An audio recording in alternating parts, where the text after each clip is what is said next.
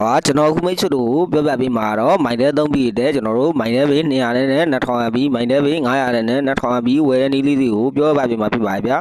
ကျွန်တော်ပြောပြပေးတာတော့မိုင်တဲ့ဘေး200နဲ့2000ပြီးမိုင်တဲ့ဘေး900နဲ့2000ပြီးဝယ်နေလေးတွေကိုသိကျင်တယ်ဆိုရင်ကျွန်တော်တို့တစ်ချက်ကြည့်လိုက်ပါဗျာကျွန်တော်ပထမဆုံးအနေနဲ့ကျွန်တော်ရဲ့ကတ်တွေကိုစစ်ကြည့်လိုက်ပါဗျာစနီးလေးကတော့ star 966 star 955ဆက်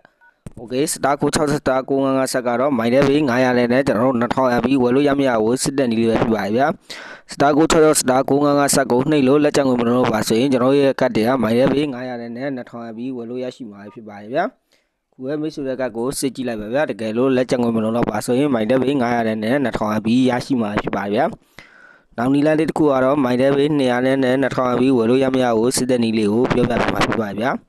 ကျွန်တော်မိုင်ရဲ့ဘေး200နဲ့2000ပြီးဝယ်လို့ရမရဘူးကျွန်တော်တို့နဲ့တူတစ်ချက်ကြည့်လိုက်အောင်ဗျာ star 966 star 9လေးဆက် okay ဒါလေးကတော့မိုင်ရဲ့ဘေး200နဲ့2000ပြီးဝယ်နေလေးဖြစ်ပါဗျာမိတ်ဆွေရကကိုခုပဲစစ်ကြည့်လိုက်ပါဗျာစနီးလေးကတော့ star 966 star 9လေးဆက်ဒီကောင်လေးကိုစစ်ကြည့်လို့လက်ကျန်ငွေမလို့ပါဆိုရင်ကျွန်တော်မိုင်ရဲ့ဘေး200နဲ့2000ပြီးရရှိမှာဖြစ်ပါဗျာဒါလေးတွေကတော့မိုင်တဲ့ကတ်တိုင်းစစ်ကြည့်လိုက်ပါဗျာတကယ်လို့ဝယ်လို့ရတယ်ဆိုရင်ဝယ်ကြည့်လိုက်ပါဗျာစနီးလေးကတော့ star 966 star 955ဆက်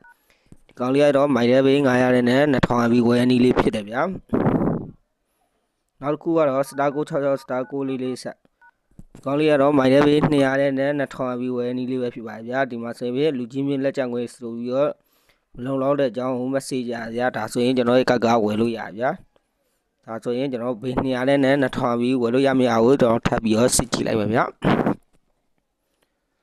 မိတ်ဆွေရဲ့ကတ်ကိုခုပဲစစ်ကြည့်လိုက်ပါတကယ်လို့လက်ကျန်ဝင်မလို့တော့ပါဆိုရင်ကျွန်တော်တို့ကမိုင်တဲ့ဘေး200နဲ့2000ပြီးရရှိမှာဖြစ်ပါတယ်ဗျာတခြား packet တွေဝယ်လို့ရမရဘူး star 9လုံးဆက်ကိုနှိပ်ပြီးတော့လည်းစစ်ကြည့်လို့ရတယ် okay ကျွန်တော်ကတ်ကတော့ဝယ်လို့ရတယ်လက်ကျန်ဝင်မလို့တော့ပါဆိုပြီးတော့ message ကြတယ်ဗျာဒီမှာဆိုပြီး star 9လုံးဆက်ကိုကျွန်တော်နှိပ်ပြီးတော့လည်းစစ်ကြည့်လိုက်တယ်ဘယ် packet တွေဝယ်လို့ရတယ်ဆိုတာတော့လေ